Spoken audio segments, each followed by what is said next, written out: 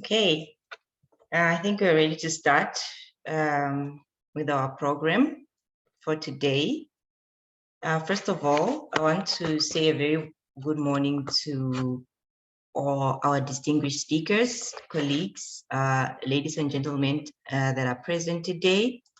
It gives me great pleasure to welcome you to this virtual event of the Clean Energy for Africa's closing off ceremony for our mentorship program.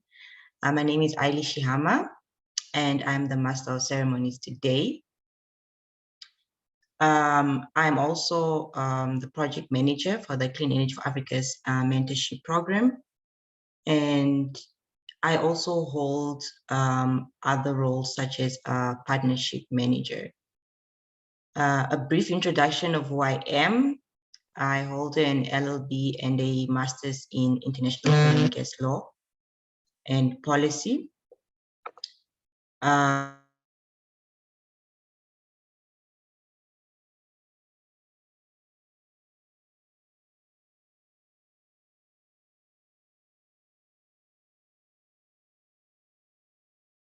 Young professionals with experienced mentors to support their development in the areas of renewable energy and sustainability, and as well as to build their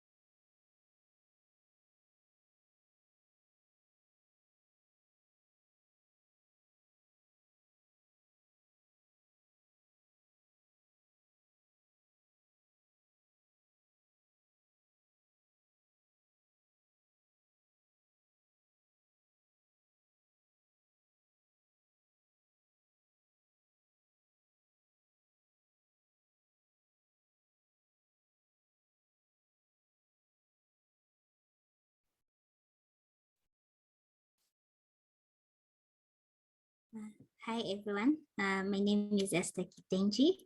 I also work with Clean Energy. My apologies, I think Ailey has dropped off, so she was just introducing herself. So what I'll have us do is just ask the members of Clean Energy also to introduce themselves. I will start with myself. My name is Esther Kitenji. I'm an advocate of the High Court of Kenya, and I do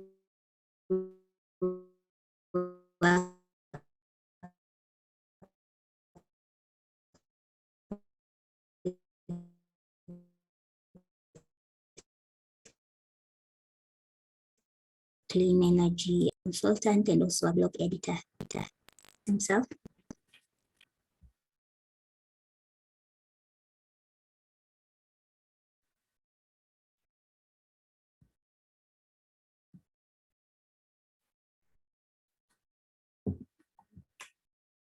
Akmal, if you can hear me. Apologies, maybe he's not here with us at the moment. Then I'll ask our founder and director, Dr. Mohammed, if he's with us. He can also just introduce himself.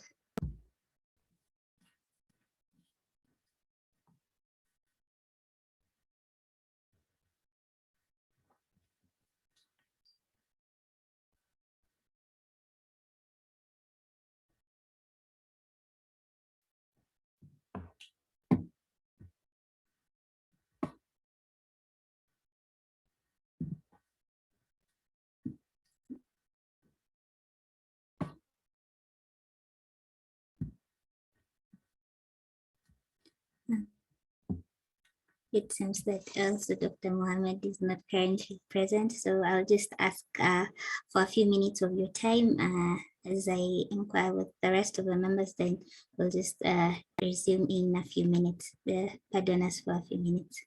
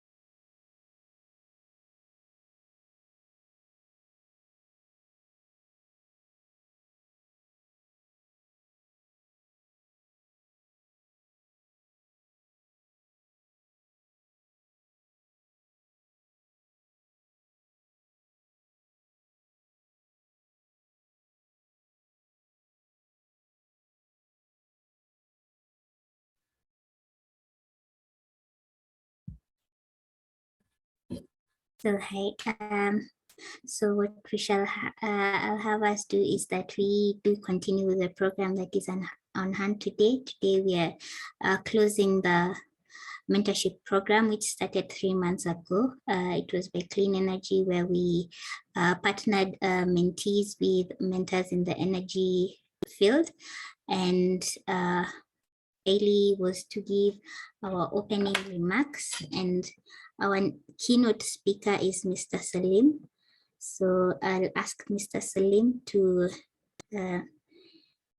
share with us his address at this moment. Mr. Salim, if you're with us.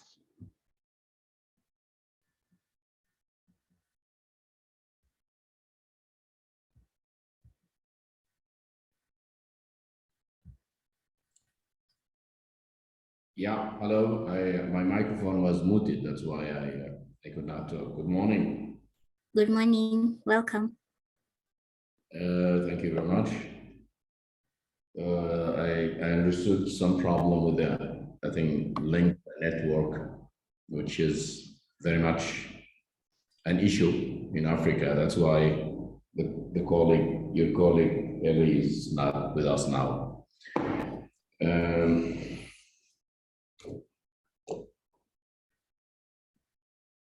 Yes, I think you're asking me to start, right?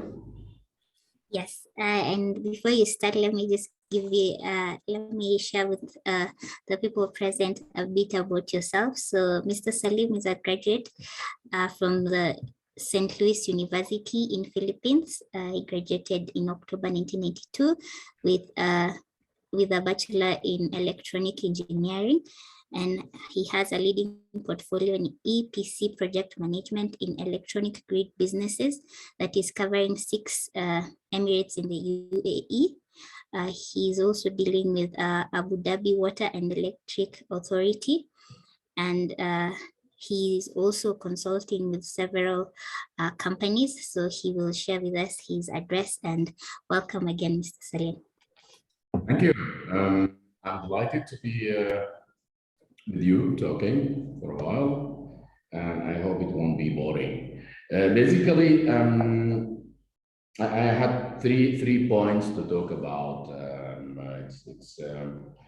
It was a question which I have been asked to answer. So, in a simple nutshell, it's talking about what inspired. The question says, what inspired you to join the sector, and how did you end up in your current position? How can you, how did you make it? Yeah, and how this could be effectively make good use of mentorship relation to develop themselves for the youth. Just let me first correct something. I graduated from St. Louis University in Baguio, Philippines, yes, in electrical engineering, actually, not electronics. I graduated in October 92. That's when I graduated, and I would say I started my career in May 93. That's when I started to work on the electrical sector. Okay. What inspired me to join this sector, which is the electrical, I would say the electrical sectors in general? It's quite simple, I would say. It's a challenge. That's the main goal of the inspiration itself, why I went into this field. I took it as a challenge. The electrical engineering is the mother of all data technology, whether it's a telecommunication, the computer, whatever kind of electronics. You cannot operate any of them without electricity, whether it's DC or AC, it doesn't matter. And so it combines everything on that sector, right? Now it's a passion. I would like to help the society. I would like to help the planet where I live, because I live on that planet. And from that point of view, electricity is needed everywhere. which is we're talking about energy in this case. Energy is needed everywhere, and everyone needs it. And there is no development without energy.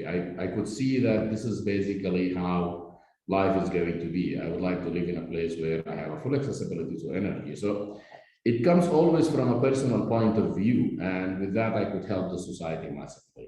That's where it came from. That's what inspired me actually to come into this field from the beginning.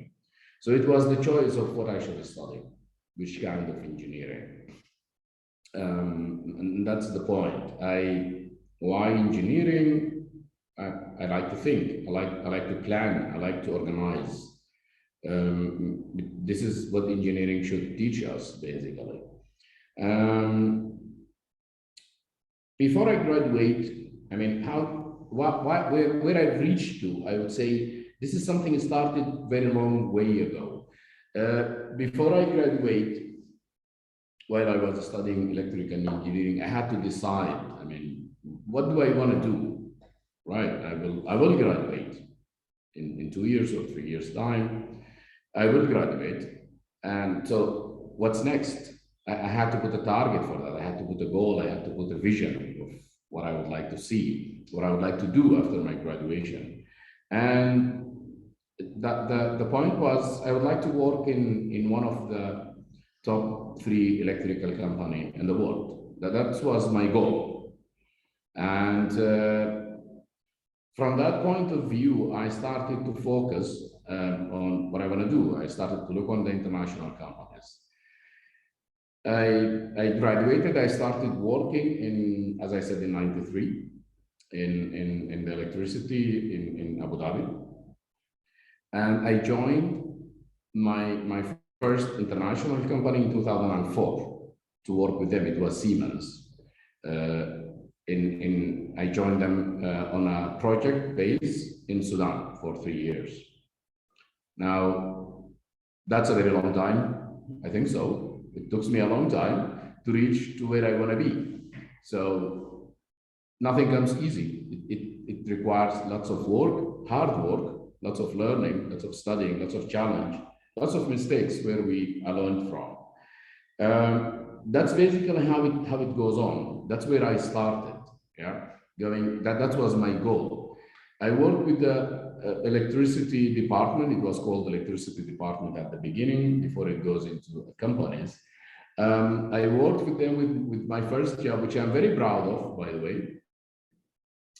As I recall the name, it was an assistant mechanical technician, which I really don't know what is it exactly. But what I was doing is I was on the 33 kV. That was the first location I went to, a substation of a 33 kV, which the circuit breaker used to be rack out. So you take it out after 3 trips and you change the oil of that circuit breaker. My job was to be responsible of the pocket where they put the oil. So I was not responsible of changing the oil, but I was responsible to get the bucket, put it there. Somebody will open the oil, I'll take the oil and put it on the right place. And then when we finish, I roll the extension cord. That was my first job in the electricity. And I'm very proud of it because that's basically the bottom where I started from. And I went on and I went to the operation as an operation engineer, operational maintenance, then commissioning and projects, going on from WD to Transco. And then I was very much passionate about how the work quality, the business point of view of the work, how to manage it. And I decided that I would like to go to the management side. But that does not come easy. So I had to do lots of work, studies, learning, until I reached to the point where I've joined Siemens. And I continued on the same passion. The moment I joined Siemens, I mean, my goal was done. But that's not the end of life. So I've decided that, right, now I have to see what I want to do in Siemens. That was the next question. At that time, I met basically, before that, I met somebody who I consider as my mentor. And I always wanted to be like him. His name is Mr. Sanford, John Sanford, and I hope one day he will hear this. He's still alive. He's in UK. He's retired now, but we're still in communication. I met him in 1998, where I felt this is what I want to be in the future when I reach to his age. And I met him again in Siemens, and he guided me how to go from an employee, just a simple normal employee, into a leader.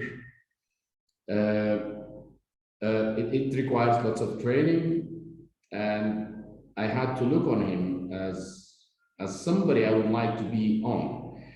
What was about it? It was all about decision. I would like to sit in his place and one day and take the decision, because there is no right decision, there is no wrong decision. There is always, you will always know whether it's right or wrong after the decision, and it depends on the consequences of that decision. So taking a decision is not an easy thing, and it requires skills that need to be developed, that need to be worked on a lot. You need to change your life style, whatever you do, on the direction of that. You make decisions based on specific information. It's not necessary that these informations are complete 100%, but then you need to take a decision. You need to measure the risk. That will change from doing it in the company to doing it on your daily life.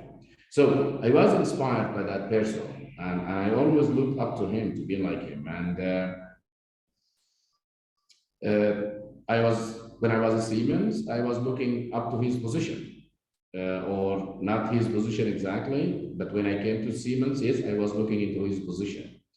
So he moved and he reached to the general manager in a couple of years, and then I continued following him as what he do, how he do it, how he talk, how he act, how he eat when I meet him in the company. So that's how you look at it. I left Siemens in 2015 to take exactly the position which I was looking at in General Electric. And that's the time I joined General Electric. So it took me also time from 2004 to 2015 to reach to where I am. I was as in General Electric as the portfolio manager of UAE, except Dubai, and leading the grid solution in that area. So now, that's how it is. John Sanford was my mentor always. Okay, you need always to look up to something. You need to have a vision. You need to have a plan. You need to have a target. You need to reach to where you are, and there must be always a target. And next one. You can never finish. It never ends up, right? In 2018. After 4 years with GE, 2019, sorry, after 4 years with GE, I decided that I would like to establish my own business. And this is what I did. And this is where I am today. I established my own business for the past 2 years. I'm running a company. Now I'm the managing director, the CEO, and the managing director of this company. It's called Navitas. Engineering and contracting, that's the company, and we work very precisely on energy solution, different ways, different thinking. We look at it on point of view. I always see these solutions to energy is something like an art. It's different from one person to another, how you look at it. I look at it as an art. Everybody could have 7 colors, which are the basic colors, which are the basic tools in electrical engineering. Now, how are you going to paint that paint, and how are you going to color it to look nice and satisfy the people, which a substation or a design, and then you implement it. That's not something easy. Yeah, you really need a team. You need lots of people to work with you. You work on the company as a team, and this is where I am now. This is my next challenge. I made the company. I established the company. Now we have a strong and a big challenge ahead of us. We have to satisfy contracts. We have to satisfy projects. We have to satisfy studies, And we have to satisfy the company because the company has a goal also, which is my goal at the moment. After some time, this goal will change to be many people's goal. Yeah, so that's how things change. That's how you keep on progressing. And this is where I am today. I wanted to share with you basically, like what we call it, a simple trip of my life, I would say, and what I have reached to. I think in general, to put it to try to wrap up the things is it takes lots of courage, hard work, and risk. You have to, yeah. It will never be smooth. The moment you feel things are moving smooth on your way, it means there are one of two. Either you get too much used to it and you're going to be stagnant, or you don't see the real problem or the real channel. So you need to ask yourself why things are really so smooth. Life is never smooth, yeah, and it's never goes on flat. It's either going up or going down. So you need to work hard to make it always going up. And it's never going up always as well. So don't be optimistic on that. It always goes up and goes down, up and down. So you need to work on a bumpy life. The only way to come through this challenge is you need to think, as they say, out of the box. You need to imagine. Electricity is an imagination. None of us could see electricity. I don't know if somebody have seen it. You don't see the electricity. You just see the light, but that's not the electricity. Okay. Now we have computers that are working on electricity, but we don't see it. That's not electricity. We see what electricity could do, actually. So now you need to imagine what electricity could do, and what electricity can do further, and where you get it from. Now, this is the most important question as of today. Where we get it from? How can we make a clean energy that give us the output which we need? Well, there are so many resources, so many ways. It's the willingness. To which extent a country or an individual or organization are willing? How do they set it? In the Vitas, we do not work on generators at all. We could give you, I mean, a hybrid system with a generator, yeah, but we don't touch the generator. It's the principle, yeah. We would love to get the electricity from natural resources as much as possible, reduce as much as possible. We work a lot on reducing the use of generation, the thermal power, by doing special designs. We go more extreme on our special designs in some cases, like a design we are doing now. And we are reducing the footprint of the thermal on that design, which is, we believe this is excellent. Yeah.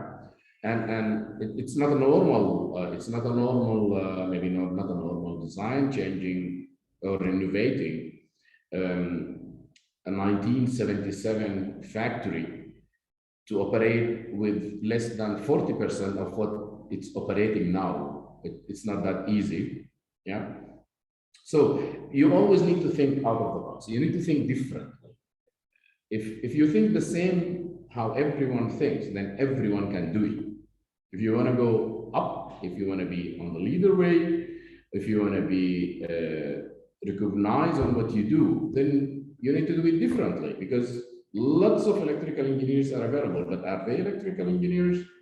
That's the question you always ask. How do you see the electrical engineer? For me, I see the electrical engineer as somebody who can solve a problem of energy, whatsoever it is, differently, and he can solve it because other people cannot solve it.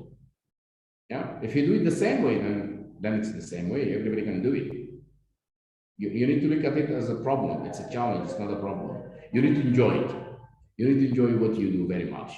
Find your pattern. For me, the best thing I could do, and the most important and the best moment I could always use it to think, when I'm having a cup of espresso and sitting in the office, enjoying, not reading anything, just enjoying my cup of espresso and maybe with a cigarette, I think I always come up with a good idea. That's what you need to find in yourself. When? Some people do it in the bathroom. It's one of the best places for thinking, by the way. I also like it.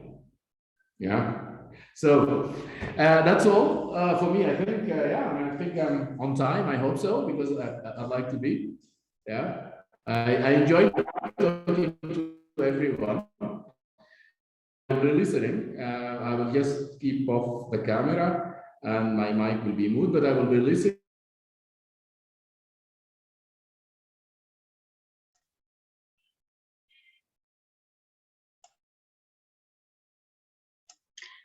I think Mr. Salim has a technical problem, but thank you very much, Mr. Salim, for that insightful discussion on your journey in the energy sector and really highlighting, amongst other things, the importance of the mentorship relationship and also the trends in the electricity sector.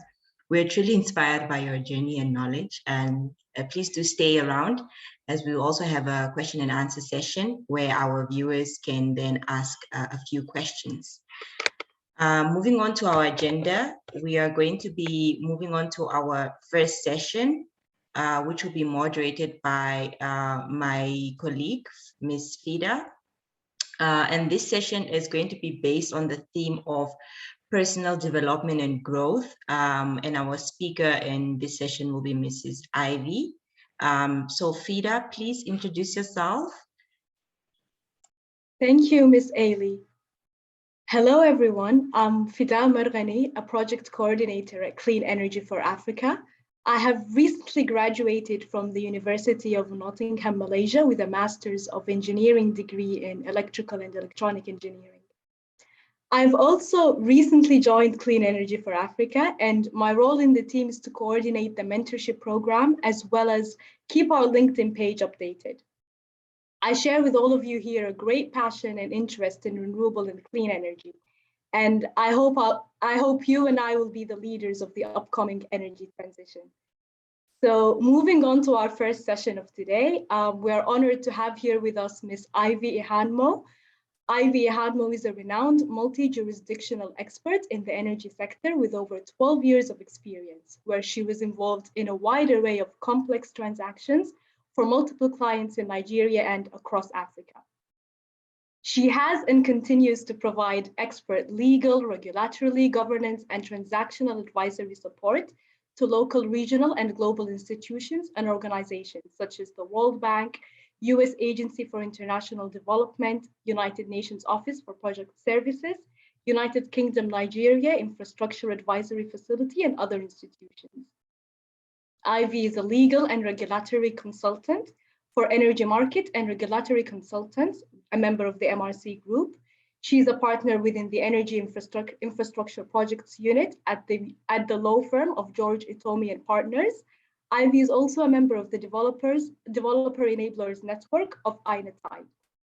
On top of that, Ivy is a doctoral researcher at the Center for Energy, Petroleum and Mineral Law and Policy, University of Dundee. Her PhD, Electricity Law and Regulation, focuses on exploring legal and regulatory mechanisms to scale up investments in power markets across sub-Saharan Africa.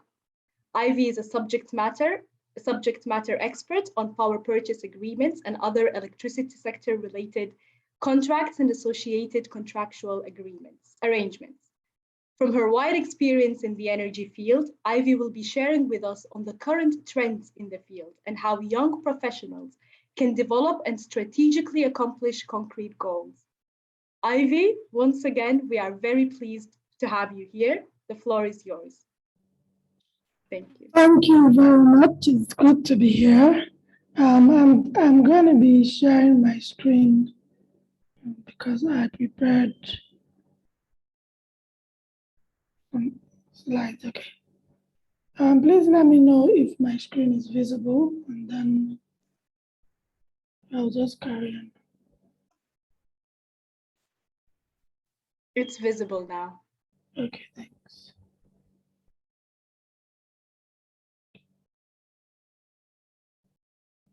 Okay, so I won't be introducing myself because Fida did a very wonderful, I started wondering, is that me? Wonderful job at that. So I'll just go straight. And I really drew inspiration from the last speaker who has much more experience in the sector, but we're all still transitioning in the energy sector. So I'll just move forward. So I'll be talking about the career and business opportunities in the future energy sector, because as we know, the sector is moving from where it was in terms of a fossil-based or fossil-dependent sector into clean energy, essentially. So of course, there's a growing energy demand, and that demand is set to keep growing at an incremental pace across all regions across the globe. And then there's also an increased consumption level. There's also increased consumption. Sorry, I'm using two screens. There's also a growing consumption across various regions in Asia, Middle East, Africa, Europe, and even America. So this is set to grow at an incremental pace up till 2050 and beyond. And of course, renewable energy is taking the center stage, especially with COVID. We've seen across the region, even in Africa, an increased deployment of renewable energy resources to meet growing demand. And of course, we can now see from this slide the job impact of the clean energy transition. We see an increased job growth across the regions. So there are a lot of opportunities that young professionals can tap into. And this just shows which areas or which areas have more job concentration. Of course, you can see that fossil fuels still have some job relevance, but with time, we're seeing increased job concentration in renewables, and that is set to increase over time. So where are the career and business opportunities? Of course, I'll start with legal because I'm a lawyer. So that will be my first focus. From a legal perspective, you can work in-house or as an external legal consultant, either as an energy transition specialist or even as a green energy law associate, by providing support with contracts associated with clean energy, essentially. And then in the engineering field, you have more of what PV installers, wind turbine technicians, and of course, grid integration engineers, which will be very key for grid integration, where you have to integrate renewable energy resources into the grid and have sort of like a balance between fossil fuels and renewables, which over time will take an increased share, because we have to be realistic that in Africa, especially in sub-Saharan Africa, a lot of the countries are dependent on fossil fuels. But the idea is to scale up renewables so that eventually the fossil fuels sort of fade away. How that will happen is still a very big debate that is ongoing. And then from a product management perspective, you have the solar project developers who basically essentially develop solar projects from beginning to end. You have transaction advisors who provide end-to-end transaction advisory services for renewable energy projects and other projects in the energy space. You have the financial advisors who are very critical at this time in coming up with models and mechanisms for financing clean energy projects. Of course, you have people in academia who would always be relevant from a research and policy perspective. Media and communications would need people like FIDA to always communicate about renewable energy. And then you have the data analysts who will be relevant in providing analysis of the trends and forecasts in the clean energy space. You have the consultants who would always be relevant in providing advisory services to stakeholders in the sector. And then, like I mentioned, project developers, you have people who still need to provide support to utilities, because even utilities have to transition from an operational perspective and even from a mindset perspective, because in Africa, you have a lot of state monopolies who have to sort of move with the trend of the clean energy transition. So they would also need support in terms of regulatory compliance, technical operations, and the likes. You have off-grid renewable energy technologies, metering, which will always be key, and then technical services. So how do you develop career goals in the clean energy space? I'll be speaking from the perspective of a lawyer, even though I would like to say that in the energy space, no matter the specialization you are in, you have to have a general and broad knowledge of the industry. So even though I'm a lawyer, I still have to be able to interpret things like models and Excel spreadsheets from a legal and regulatory perspective. I have to be able to advise on financial advisory when people come up with models for financing power projects. I have to be able to speak to things relating to grid interconnections, because I have to understand the value chain holistically. I cannot just restrict myself to the law. And even as a lawyer, it goes beyond the law.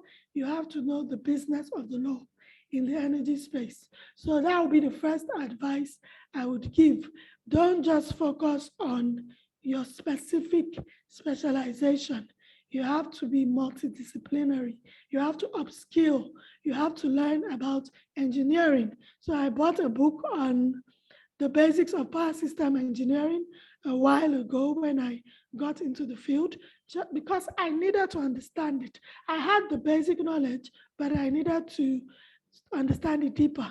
I take courses, engineering courses. I take courses generally on the energy space. So you have to be flexible and open to upskill beyond your area of specialization. You have to establish partnerships and build your network. Luckily or unluckily, the world is now moving more towards the virtual space. So maybe 10 years ago, I wouldn't have been able to speak to Ailey or Fida or Esther. But today, we live in a virtual world where, in fact, I think I've met more people during the COVID pandemic than before COVID, just because you are able to relate virtually with people and have like video calls and share your experience and ideas. So you need to establish partnerships and build your network. Of course, you have to be strategic. You won't just go sending a message and inviting people for meetings when you don't have a relationship with them. So it's important to build relationships and partnerships in the industry. You have to stay up to date with industry development. I know there's so much information on the internet. Some days I feel like shutting off from that, but you have to keep staying informed, pick the specific mediums that are relevant to you so you don't get overwhelmed, because the internet can be quite overwhelming. So you need to stay up to date, know what is going on. You have to, I always advise people, the first part to start in the journey to building an energy career is get involved, read up on the industry, put out publications, have your peers review your articles and even publish them, because that way you build sort of like thought leadership in your subject matter. You have to join associations and even volunteer in those associations, put yourself out there. In the beginning, you might not get paid, but eventually you're building your skills and your reputation in that industry. Attend subject matter events. I mean, there's no excuse not to attend events. In fact, these days I I purposely not attend events because I feel like I have too many events to attend. You know, it's so easy to register for an event, attend them, be strategic, make sure you attend the relevant ones. If not, you find yourself attending everything and then you don't have time to build your skills in that sector. Of course, you have to be involved in the media, participate in webinars, participate in workshops, undertake interviews, promote your brand, promote yourself. You are your own brand. Social media is free. There's no excuse why you should not be promoting your own brand on social media and the likes. And of course, don't give up on yourself.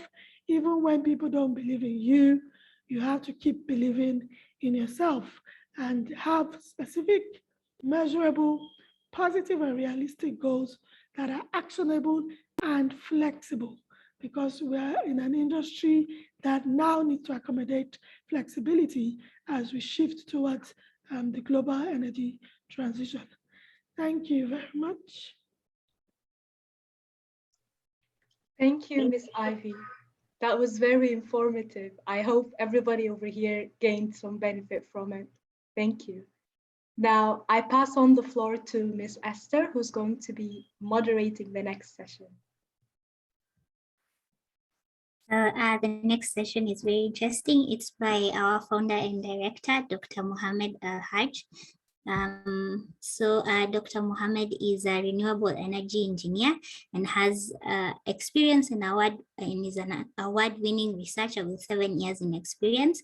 He holds a PhD in sustainable energy from Hamad bin Khalifa University in Qatar and currently works with a public utility company in Qatar. So welcome, Dr. Mohammed. So as we start the session, first I'll ask that you indulge us in telling us what inspired you to start the organization, and also what inspired you to mentor others and open up this platform for the mentorship program. So welcome, Dr. Mohammed.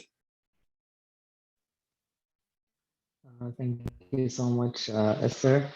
And welcome everyone. I'm really happy that we had a lot of attendees for today's session.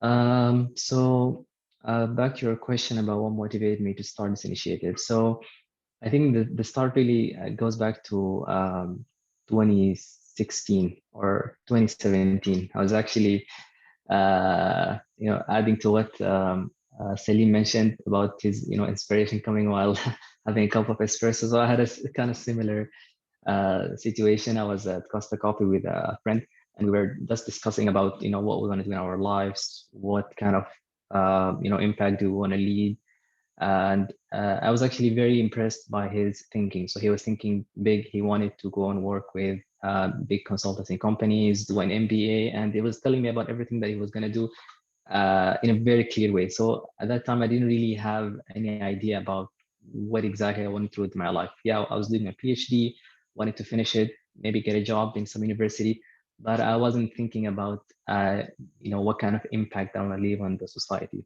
or a big life goal or a career goal that, is going to shape everything that I do. So I was really motivated by his enthusiasm towards his career. And I thought that, I need to do something like that. And the starting point really was looking at education that I had. I was very fortunate, alhamdulillah, that I had a very good education, studied for my bachelor's degree at a very good university in Nottingham, and then a master's degree, and then a PhD degree. I was fortunate to get a lot of scholarships. So I thought that this education is really important, that I try to share this knowledge experience with other people who are less privileged, or those who did not get the opportunity, particularly back in my home country, Sudan. So that's when I started my first education initiative, which later on became Clean Energy for Africa. But at the beginning, it was called Sudan Solar, as in Sudan and Solar. And it was a Facebook page, really, in Arabic, focusing only on Sudan, trying to, present all the important information and news about the solar energy market and technologies, and, create a great sense of awareness. That's how it initially started. But then 2 years later, I started thinking that, you know what, the challenge that we're facing as a country in Sudan is also similar to the challenge other countries are facing in Africa, even at a global scale. So, you know, why limit this initiative only to be focused on one country when you could have, you know, be looking at a bigger scale? So that's when I decided to change the initiative and make it Community for Africa, having a more regional and global orientation. And the idea then when it started, that was back in July 2019, was basically an educational initiative, you know, presenting information, news articles about renewable energy and helping youth in building their capacity in this field. So that's how the initiative started. But then later on, I was, you know, thinking about, okay, this is very good what we're doing here, but is it really enough? You know, or will, you know, if you have this goal only education, only awareness, could you actually sustain this initiative, or is there something more that you want to do? And reflecting also on my experience, because you know, my education, the higher education that I had, master's and PhD, and also my current work, it exposed me to the broader energy industry, which, you know, includes things like consultancy studies, a lot of market intelligence work. You know, big projects are being implemented that need specialized skills, specialized knowledge. So this broadened my horizon really about the initiative and made me realize that, no, actually Engage for Africa, it should not just be like an education or advocacy initiative, but it should try to become like an actual consultancy company or let's say an African think tank. And that's really the vision we have right now, that we want to become a consultancy firm that you know, provides advisory services and consultancy studies for businesses, for startups, for investors, and conducts also market intelligence, because it's very important to know that if we want to develop the market, the energy market in our countries in Africa, we need a lot of partnerships, especially with foreign investors. And these investors, if they don't have someone to show them, help them understand how the market works, what is the landscape, whether it's from a legal perspective or from institutional perspective, the opportunities, then they're not gonna be interested in investing in these markets.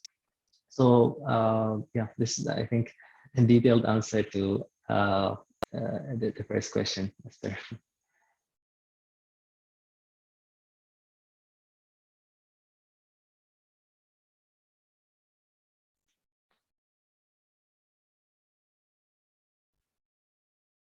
You're muted, Esther. Sorry for that. You can share with us also on career planning, as you've shared you had a good projection in your career, and also on networking in terms of the organization and also on individual level in terms of interacting with other people in the career. Okay, great. Before I talk about career planning and networking, I just wanted to maybe talk also a bit about some of the challenges really that I faced when starting this initiative. And I think in a lot of people, they may have some similar experiences. So one of the biggest challenges initially was not knowing the exact vision that I wanted. This is something that we spoke about right now. And I believe this is a question or something that a lot of youth face early in their career, especially at the university level, maybe last year for your bachelor's degree or halfway through your master's program. Or maybe if you're already working after 5 years in your career, you might be thinking that where exactly shall I be working? What industry shall I focus on? This is not a big challenge. And I think the best way to navigate it is to, as Selim mentioned, you really need, a mentor or even a couple of mentors to, help give you some advice, share with you their experiences, and try to guide you towards the career path that is most suitable for your expertise. One of the challenges as well that I faced, and I think this also reflects or relates to anyone who has any kind of community initiative, is team building and talent recruitment. Because this initiative is not something that it can be done by one person. You need a team, and you need a talented team. So not just having like 5 or 10 people, but sometimes having just 2 or 3 very active, very talented people with a similar vision can help you progress a lot. So that's one thing that I struggled with a lot. And it's a learning progress. It's a learning process, really, especially because when you're leading a virtual initiative, everyone is in a different place. It's difficult sometimes to get that sense of team spirit. But you try to navigate it by vetting the people that you want to have work with you very well, trying to do a very good interview, trying to set very clear performance indicators or targets for everyone on the team, so that there's a certain goal that we all need to achieve by a specific time. So I hope this can help a lot of people as well who are leading similar virtual initiatives. One of the challenges as well that I faced, and this also relates a lot to anyone who is doing any kind of virtual or digital initiative, which is managing digital tools and managing really the fear of entering into the digital world and working with complex digital tools like social media marketing, like using Facebook ads, like building your own website, like building your own or developing your own email and managing your email address for you or for the team that you're working with, or managing like an online payment system using PayPal. I meet a lot of people, they say, oh, you know what, I'm not a technology person. I don't know how to do these things. And I think that you need to try to break this barrier, because a lot of these technologies are actually very, very simple, right? And it's something actually I teach in my master class for research in renewable energy.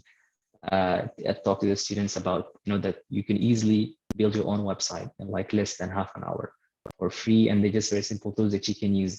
So actually, when I started Clean Energy4Africa, we initially started with a free website. It was called cleanenergyforafrica.wordpress.com. And then later on, I upgraded it to a paid website, and I pretty much developed the whole website by myself. So I would say have the willingness to explore, to to face those fears or this unknown tools, and I promise you, it's not that difficult. It will also save you a lot of money in the planning, because any such initiative, if you're going to outsource things like website development or logo or social media marketing for a paid consultant, you could end up really spending a lot of money. I see Dr. Duke here raised his hand. Can we have some of the questions now, Esther? Or?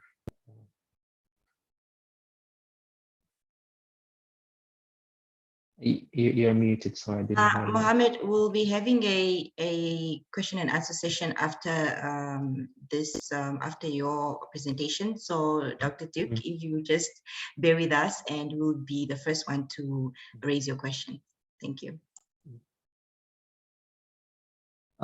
Yeah, so these really are just some of the main challenges that I face. Back to the question of personal planning. I think now I have maybe just a few minutes left, so I'll try to make it quick. The issue of personal planning. For me personally, one of the things that I find most effective when it comes to planning your career is to look at examples of people whose career is something that you aspire to have a similar career to as well. Similar to what Salim mentioned. So I spend a lot of time on LinkedIn, really looking at people who are, like similar age as me, similar education profile, working in the same industry. And I even look at their experience very carefully. Like, what did they do exactly after PhD? What did they do after the graduation? How many years did they work with this company? How many years did it take for them to get promoted? What kind of projects they work on? So I spend a lot of time looking at profiles of similar professionals, and that honestly, it helps me a lot in trying to narrow down or identify clearly what path I want to pursue on the short term and also on the long term. Back to the second issue that you mentioned, Esther, was about networking, right? So networking is, there's a famous saying that goes like, say your network is your net worth. And this is very, very true. I can tell you from experience and from a lot of professionals that I speak with, when it comes to, for example, getting a job, primarily depends on your network. I would say even more than your qualification or skills. Some skills are important, no doubt, but your network is really, really the most important thing that can facilitate so many things and open to you so many opportunities that you probably will not get access to them by simply saying, oh, I have this certificate, or I have this degree, or I have X number of years of experience. So it's important to work hard to build a network. And maybe I can share just 2 tips here. Actually, a few days ago, I received an article from the newsletter sent by NCA Business School. I'm following their website, and they shared an article about one of their alumni who's talking about tips for networking. And one of the things they mentioned is that you first need to try to attend as many events as possible, especially virtual events nowadays, which are very accessible. That's number 1. Number 2, you need to try to show interest in what other people are doing as well. So don't just try to build a network or connection for your own personal gain. No, but try to see what they are doing, how you can maybe help them, how you could learn from that person's experience. And the third thing is that don't let the the task of networking, build the connections, be like, don't be an opportunist, as they say, whereby your only goal from this building that connection or growing that network is your own personal gain. Don't let that be ever your goal. Try to think always of how this person could potentially even be your friend or be a colleague or be someone that you benefit them and they also benefit you. Think about it as a mutual beneficial partnership.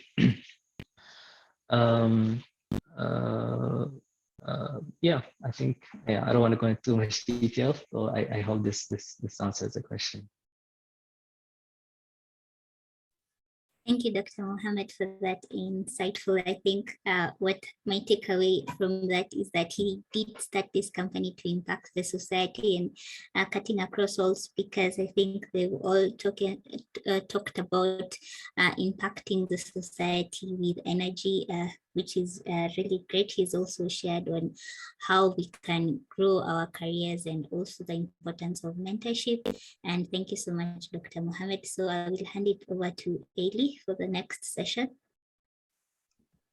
Thank you very much, Esther, and thank you very much, Mohammed. That was very insightful. I mean, as a member of Clean Energy for Africa, I can attest Mohammed has really, been that person that has always, in as much as this organization, he founded it, it was more about the people that, would benefit from it. So thank you so much for that more insightful detail of why he started this organization and the challenges that you have faced in starting Clean Energy for Africa.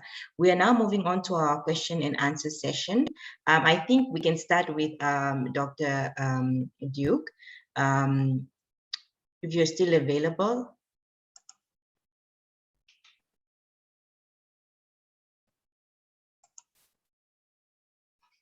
Maybe you can post your question in the chat. Ailey, I think you need to unmute him for him to be able to speak.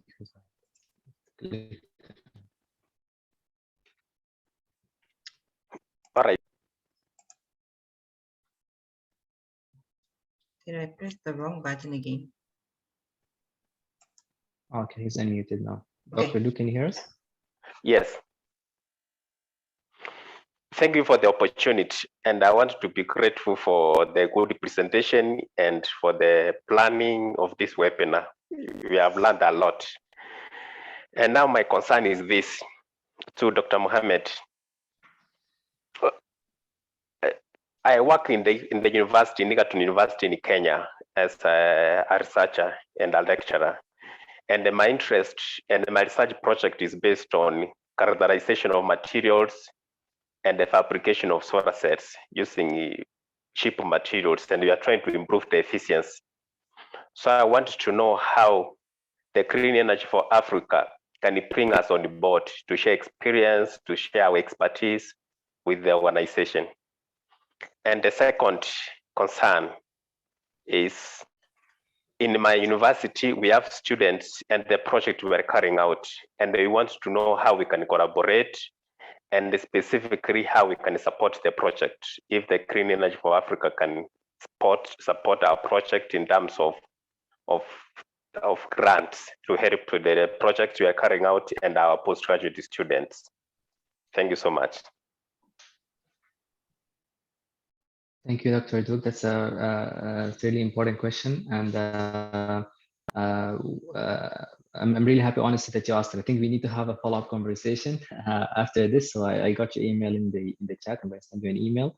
But in general, with regards to research and development, we are very open always to any kind of collaboration, especially with universities and research institutions. So I'm saying this because I come from academic background, and I know the challenge really that a lot of students might be facing in different research projects.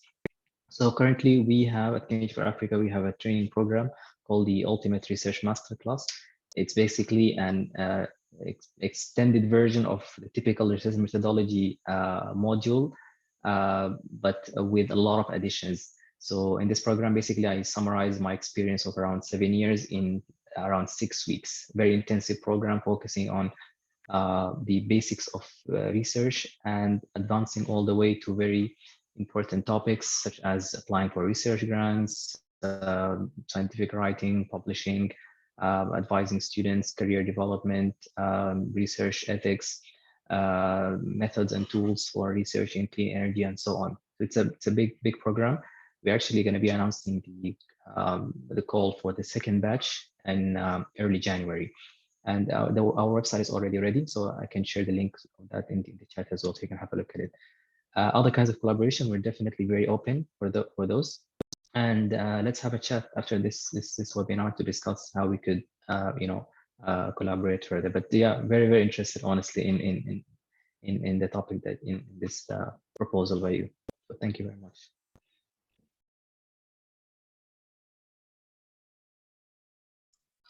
Thank you so much, Mohamed. We have a question from Emmanuel Muchora. Emmanuel? Okay, thank you very much. Okay, my question goes to Ivy. I hope she can hear me. Okay, she has talked about the career opportunities and also the how to be diverse on the careers in the environmental sector, or more so in the energy sector. I personally, I started in the energy sector. I started working at the CTCN, Climate Technology Center and Network. Later on, I was recruited to work for the forestry sector. Since my background was mainly in the environmental resource management, so my course was diverse. It majored mainly on energy, it majored on water, it majored on forestry. So I was quite diverse in picking out the career that I was to do. So when the opportunity came in, I got to start working with the Climate Technology Center, where we were working with the energy sectors and helping them out in various ways.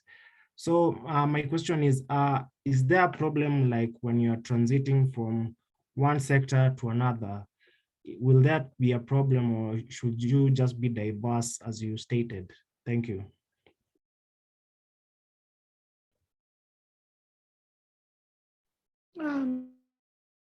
Thank you for that question.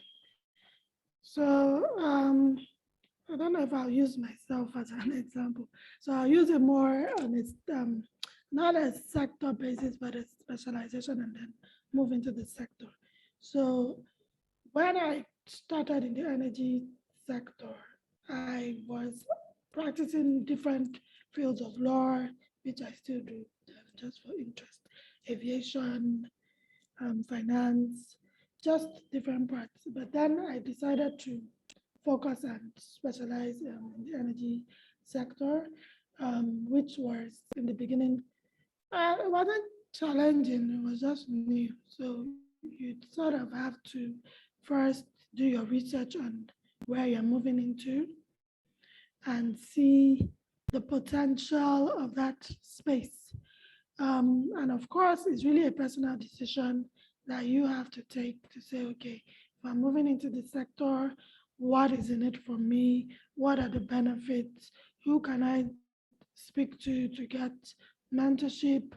Who are the relevant contacts in this sector that I should follow to sort of build my expertise and knowledge in the sector? So moving into a different field or a different sector or a different specialization is not an issue. You just need to sort of know what is the market looking for, because you don't want to be moving across fields or across sectors. If you are in the energy sector, there's so many things you can do within that sector, as I highlighted. So moving into a specific specialization within the sector is fine. You just need to look for the potentials in that sector, especially as we move towards the energy transition, and see how your skill set can fit into that space. If not, then you need to sort of develop and build your skill set, volunteer, network with relevant contacts, have a mentor that can put you through, build your knowledge in that area, etc. So I hope that answers your question.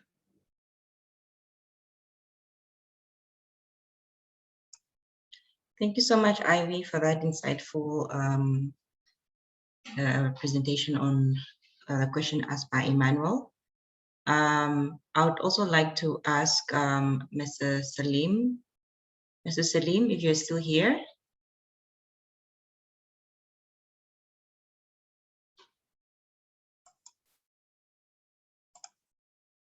Okay, maybe he's not here, but I'm going to pose. Sorry, I was looking for the button to unmute my microphone. No problem.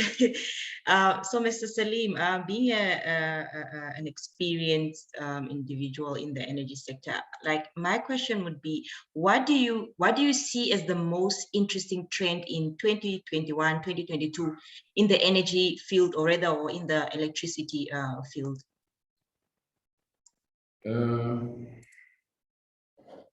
Okay, from what we are looking at and discussing with lots of energy consumers, I would consider them, especially the industry, there is always one question: how can we reduce our cost? That's the trend which is going on. They don't talk about whether you do it by solar or you do it by wind or by water. It's how they can reduce their cost.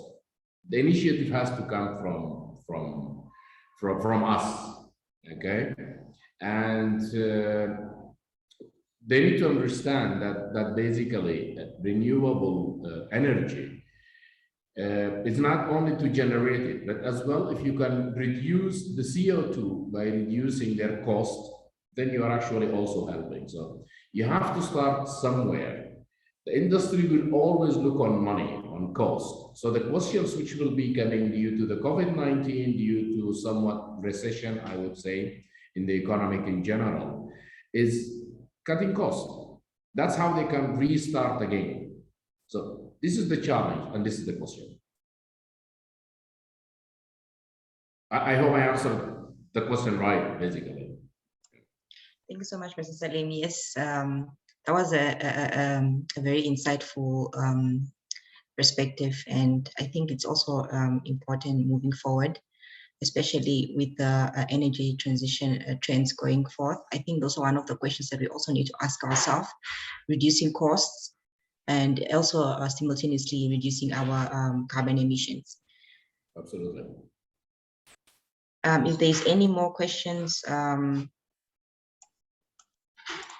the viewers kindly just post them in the... Oh, Esther has a question.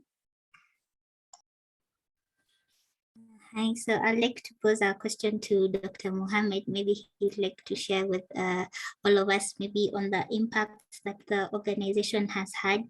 And previously, like you stated that firstly you had started in Sudan, maybe you can share the impact that the organization or your work has had in your country and also clean energy as a whole. Sorry, Esther, can you just repeat that? The audio was breaking a bit. My query was, you can share with all of us on the impact that your research has had. As you stated it in Sudan. Maybe you can share the impact that clean energy and the organization that it started with had in Sudan, and also clean energy's impact as a whole. All right. Okay, so I can talk first about like the impact of my research primarily, which was the work that I did in my PhD. I worked on the applications of solar thermal energy for seawater desalination, which is a very important technology, particularly for countries in the a lot of countries in the Middle East, like the GCC region, because they rely on desalted water for pretty much all of their municipal water consumption. So I was examining how we could develop a plant that would use 100% solar thermal energy for powering a desalination plant, doing a lot of techno-economic analysis, environmental assessment, and also, putting out, or proposing some policy recommendations here. So I think this work is important because in a region that relies extensively on oil and gas for the desalination, you're looking at very high energy costs for these types of infrastructure. So by proposing an alternative solution that has lower that would reduce basically the amount of energy that you would need to use from fossil fuels. You're saving a lot from financial perspective. You're also saving a lot from life cycle costing perspective. And of course, the environmental aspect is also very, very important because this is solar powered desalination is a technology that would reduce definitely the amount of CO2 emissions and other environmental metrics as well that I investigated in my research. I actually published one paper recently, just a few weeks ago, that looked at the environmental impact of powering thermal desalination with solar energy. With regards to the impact of Clean Energy for Africa and our work in Sudan and Africa in general.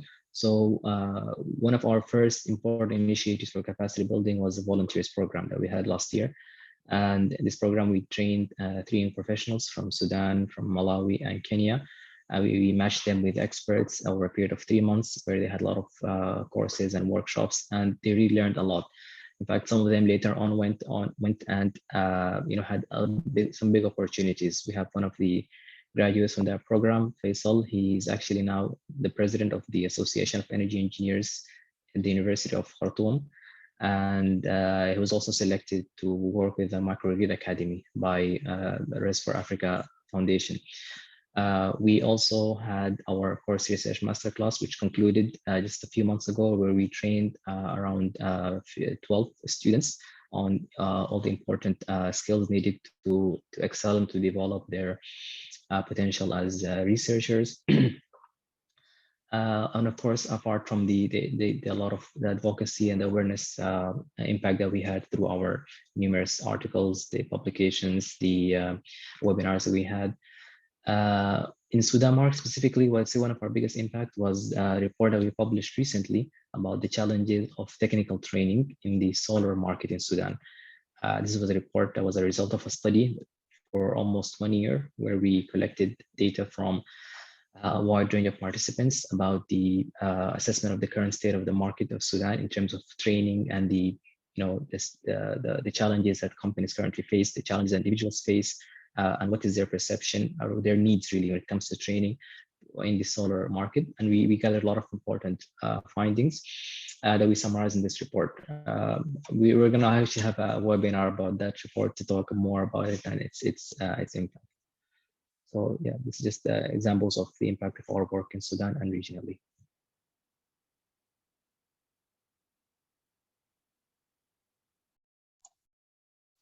Thank you so much, Mohammed, for that insightful contribution to the question posed by Esther. I see that there's no more questions from our audiences. Hence, I would like to take this opportunity to do our closing remarks for our program.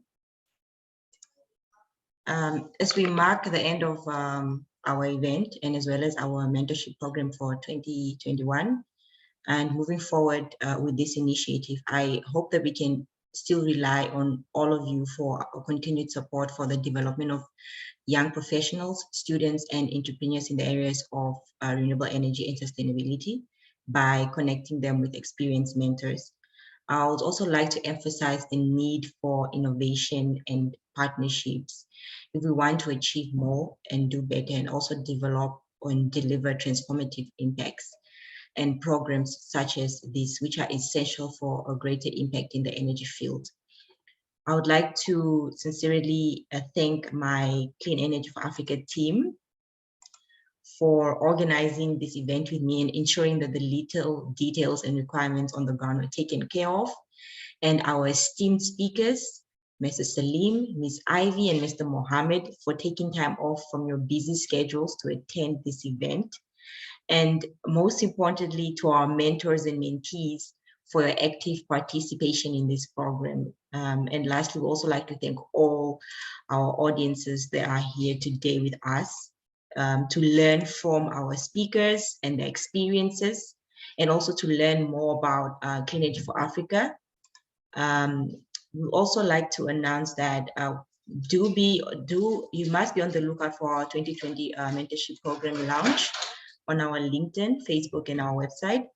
We're also, as Mohammed has previously said, pleased to announce the launch of our second batch of our Ultimate Research Masterclass. The link has been posted in the group chat,